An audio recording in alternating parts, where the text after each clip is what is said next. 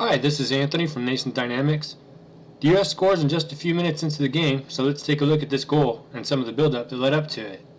Donovan with 57 international goals to his name. What a year he had when you consider where he was 12 months ago. So many questions swirling around his future. Davis again. And here's Mix Discaroo. Another of those looking to make the right sort of impression today, and a great summer of the Gold Cup. No doubt about it, Taylor, the sense of urgency is acute, the clock is ticking. There may be a little more bite to this January friendly than the previous editions we've seen. Yeah, Adrian, there always is though, but when you look at the upcoming schedule for the U.S. men's national team, there's very few opportunities left to impress Coach Klinsmann, and for a lot of these MLS players, this may be the last opportunity they get. Brad Davis, one of those players, perhaps Kyle Beckerman is in the same club. Giveaway there from Matt Beasler to Lee Yong on the near side. South Korea looking to mount their first serious attack. Go Johan feeding it in. So the South Korean side playing their third game in 8 days. They were here in Los Angeles last weekend and beat Costa Rica by 1-0. And Adrian, I think that's the test today for this U.S. team. I think South Korea is extremely good in transition. They'd love to get their wide players forward the moment that ball is turned over. Difficult test for Michael Parkhurst and Brad Evans. Zomar Gonzalez. One of those about whom you would consider his place to be very much cemented. He and Matt Beasler have emerged as the first choice centre-back partnership for Coach Klinsmann. Well, and to think about it, they first partnered together this time last year. First Canada. Today's their 8th start together.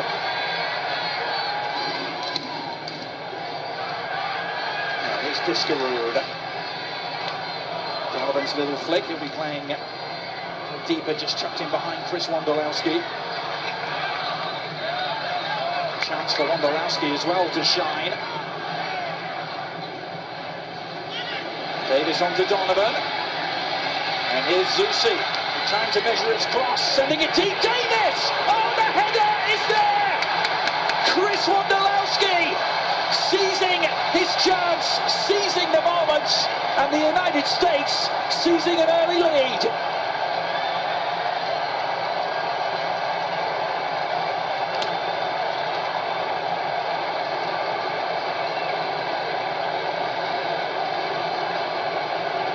We saw this from South Korea Wednesday night against Mexico. They struggle dealing with balls from wide areas, and that is a great ball in, an even better run from Brad Davis. But the question about Chris Wondolowski has been, we've seen goals against Belize, Cuba, Guatemala.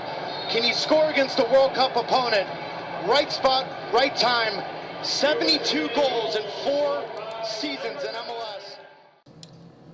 You could almost tell from the starting formations what both teams are going to do.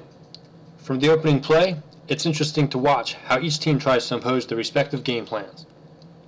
South Korea intends to play a standard 4-4-2 compacted formation, and they're content to sit back and wait for the counterattack using their wide attacking midfielders. The scouting report from the recent game against Mexico suggests their back line struggles with dealing with wide play, and that's no doubt a risk they're willing to take in order to maximize their counterattacking strengths. The U.S. appears to have adapted a strategy to take advantage of this. Let's start with the wide play. We'll be doing some standard development from the back where pressure is expected to be minimal, and that matches up right into South Korea's 4-4-2 defensive concept. But we'll also employ overlapping runs by our outside backs. We know this will free their wings for release to the counter, but we like the added pressure on their back line. And there are some peculiarities in the U.S. structure that make it even more complicated for the defense. Our right midfielder will advance to the corner, and our left midfielder will tuck inside and play more retracted. This slanted or leaning structure is going to influence the defense to concentrate on that corner, and because they want to stay tight together, it's going to create some interesting dynamics on the opposite weak side, such as added anxiety on the right back to keep an eye open for overlapping runs. I'll demonstrate how tucking our left midfielder so deep into the central midfield ends up stressing out not only their right back, but their right central midfielder and their right center back as well. Since South Korea intends to keep their attacking midfielders advanced for the counter, the pressure on that cluster of players is even more intense, and that's where you'll see the communication and cooperation break down leading to this goal. Now I think this has a lot to do with the U.S. strategy being executed to design. The following image presents some of the basic concepts of the U.S. attacking movement. The defensive zones are constantly being hit on by different players coming from different angles. At any given time, the defenders have a number of decisions to make where they risk technical and tactical errors. This largely depends on the decisions being made around them. One fail could change the entire dynamic for the rest of the team, altering their priorities, causing them to adjust to cover new positions, and compounding the probability for mistakes. To mitigate this, they're going to try to stay tight, together, hold their shape, declare their assignments, communicate, and in particular, to aggressively exploit opportunities for counterattack as they arise. This defensive system is proven, and when properly executed, is widely considered to be almost impossible to get through. Actually, it can be so frustrating to offenses, they often end up overcommitting too many players to the attack, compromising their own defensive integrity, and giving their opponents unstoppable numerical superiority when the break for their counterattack starts. So it's going to be essential for the U.S. to break the ice, but to do so in a way that keeps them balanced in their own midfield and backfield. The key to this is going to be the play of our two forwards. We've covered the wing play dynamics, but unless we create some problems for these four central defenders, they're always going to be able to back each other up. It's going to be that much harder to attack the spine of the defense, but if you can manage to confuse them, you'll actually find the opportunities to exploit can be that much greater. This is something I specialize in as a forward and is part of what I like to call center play. The U.S. forwards will deploy in front of the center midfielders and center backs respectively, interchanging positions and sides to occupy the attention of those defenders. Now you would think that having a 4-2 advantage, the defense should be able to cope. However, that's not quite the case. All it takes is one mistake, and suddenly we have a 2-on-1 advantage. Paying attention to the two central midfielders, you're going to notice how they're a little too focused on staying together to hold their shape. They're going to shift to the strong side action, creating a pretty big void of space on the weak side, and they're going to be a little too quick to release runners to get picked up by their center backs. Between the wide play and center play, the back line is going to get really stressed out, and I think that's exactly what Coach Klinsmann had in mind. Now, let's take another look at the goal and pay attention to the center play of Landon Donovan and Chris Wondolowski.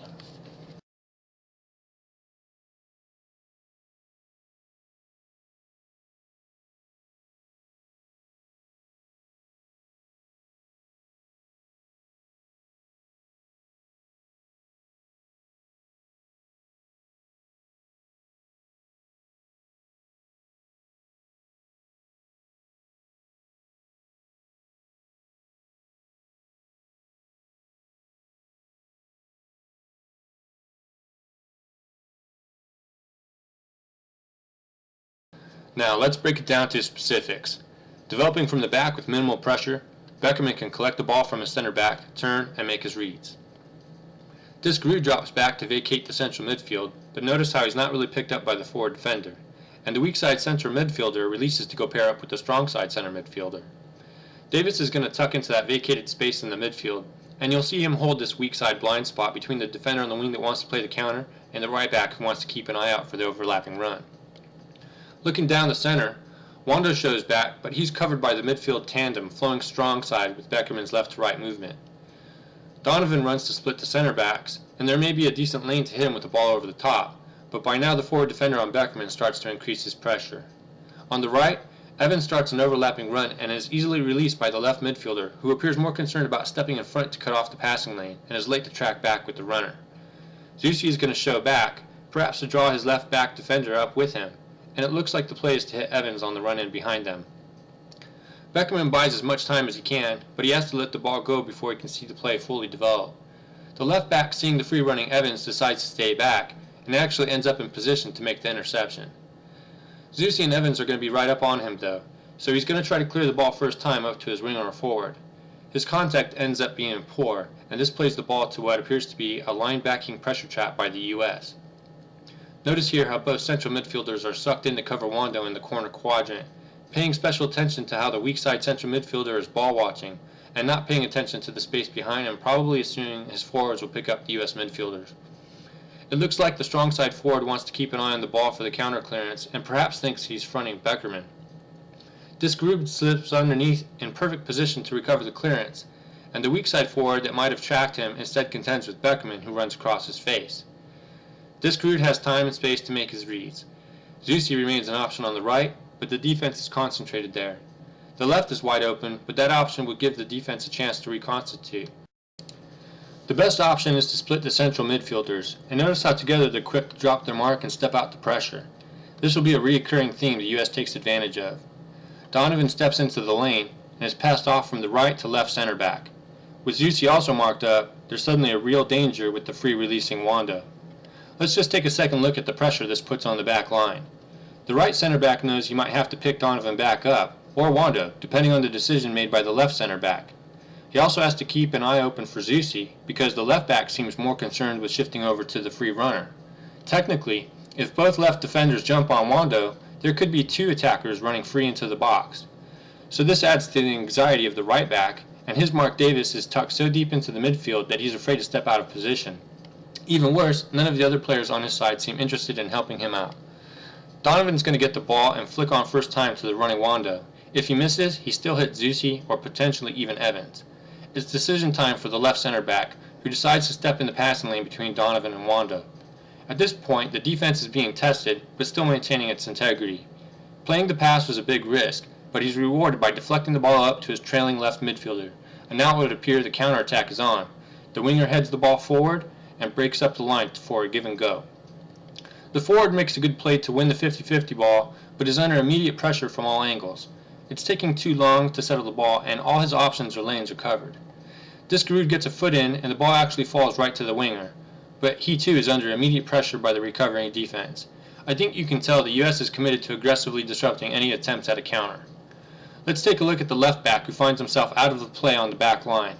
Seeing the trouble in front of him, he's going to make a bold move to get involved in the play. As soon as the left back shows on the sideline, the winger is eager to get the ball to him, and from there would be able to relax on the break. Unfortunately, that's the same kind of idea the left back had, who has decided to make an overlapping run, but leaves Zusi to collect the back pass with space to run. Here's where we get to emergency defending by the winger, who rushes back to make up for the mistake. The left central midfielder steps out to the corner to cut off Zusi, and that's going to create an open lane for Donovan. Pay close attention to the rotation here. Technically, if the defense were comfortable being cross-functional, they could just assume their new rules, and balance would be maintained. However, they're not comfortable with it, and this affects both their confidence and effectiveness in the following critical sequence. Here we go again. Donovan back passes to Diskerud, who is wide open for the lack of a left midfielder to pressure him. The left back is instead running back down the line, trying to get back into his true position. Let's do a closer inventory of the situation. Donovan's going to get a free release to the back line, just like Wondo's run earlier. Davis is in position to play the flick-on part, but this time the outlook for the defense is even worse than last time. The right midfielder could be involved more, but instead remains oriented on the counter. The left midfielder is also eager to recover back into his counter-attacking position. The right center midfielder is out of place on the left, wants to step out to pressure the back pass to Diskerud, but this time doesn't have help from his center midfield partner. He's in no man's land. The left center midfielder wants to get back into position as soon as the left back returns home to reclaim Zusi. However, the left back has line of sight on the release of Donovan and just wants to get to the back line. In fact, both players almost run into each other, and I think it's clear that each assumed the other one is going to situate on Zusi. The left center back releases Wondo to his right center back in order to pick up Donovan. The right center back defers Wondo over to his right back because he's compelled to step out and challenge Davis. Here we're stressing out the right back again, almost to the point you really need to consider this is an intentional strategy all along. I think Diskerud would prefer to play the ball to Davis on the ground, but he gets a surprise tackle from behind by the forward. The ball still gets there, but it's going to be in the air. A flick-on header to Donovan, and the defense is really losing their composure. The left back almost gets a tackle on Donovan, but gives up a big play behind him instead. Turning to the action, he seems surprised that Zusi is wide open. Now we look at the center backs. The left center back has a decent goal side position on Donovan, but seeing Zusi get the ball free in the corner, seems more concerned with getting back into position to defend a cross into the box. The right center back is in a hurry too. His first thought appears to be to cut off the passing lane to Wondo, and then to assume his spot in the box perhaps keeping an eye on Donovan. The right central midfielder is still oriented out of place on the left, and while aware of Davis, seems to assume that he'll get help. As a result, he gets caught ball watching as the ball goes out to Zusi, because at that very moment, Davis is already making a run to the far side post area. The right back is totally isolated on an island with Wondo. Without a clear commitment of help from the right center back, all he knows is he needs to defend the forward however he goes, whether inside or outside run to the goal. Pay close attention as this unfolds. As soon as Zusi gets the ball, the left back sells out to get back on him and block the cross. In fact, he sells out so much, the left central midfielder steps in his place, probably concerned Zusi will sidestep and start running to the box. That's unfortunate because the left center back could use a little extra help with Donovan, who steps back to find an approach into the box, and consequently ends up spooking the right center back. At this point, I think you have to acknowledge Donovan's international reputation as the U.S. team's best player. The right center back has every opportunity to get involved on the weak side action unfolding behind him, but he chooses to keep one eye on the strong side forward and the other eye is while watching for the cross. Right here, the right central midfielder knows he's a step behind Davis, and it almost seems like he's calling to the back line for help, but nobody is responding, and he doesn't realize he should be kicking up his coverage to the far side post. The reason why is that as Zusi is prepping the ball to cross, Wondo immediately rides the back to the far post. Then as the cross starts to fly, he bursts inside for a near side run, taking the defender with him. In terms of tactical maneuver, it's the perfect way to clear an open zone at the far post. Davis is there for the first time strike. Even then, the right center back should be positioning on Wondo, but he just doesn't seem to get the idea. The right back realizes he's the last defender on the line and Davis is running free into his area. He steps off Wondo to block the shot, but he's way too late. Here the goalie has to respect the near side post shot, but Davis hits it across his face towards the upper corner of the goal at the far side post. It's the perfect striking technique for this kind of cross, and as long as the shot's on goal, it plays right into the probable rebound off the goalie's hands to Wondo or Donovan. One last move because again at the right center back has the opportunity to pick up the released forward, and again he doesn't demonstrate that kind of focus. Wondo does though. In a way that's subtle enough not to get called, Wondo intentionally crashes into him, has unstoppable positioning for the rebound header, and that's no coincidence. This goal speaks well to the coaching, and it's a good case for Wondolowski to be on the U.S. starting 11 come World Cup 2014. See for yourself one last time in slow-mo, with attitude.